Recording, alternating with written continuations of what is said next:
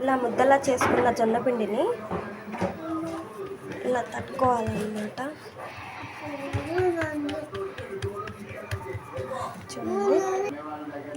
చూడండి ఇలా జొన్న రొట్టెని అయితే తట్టేసుకున్నాము.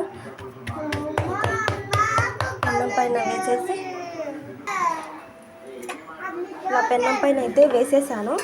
చూడండి బబుల్స్ వస్తున్నాయి బాగా.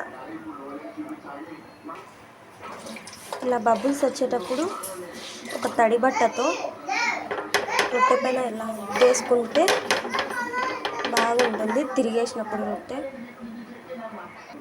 చూడండి ఇలా తిరిగేసాను.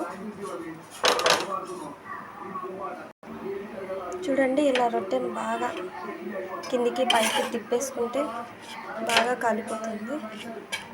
చూడండి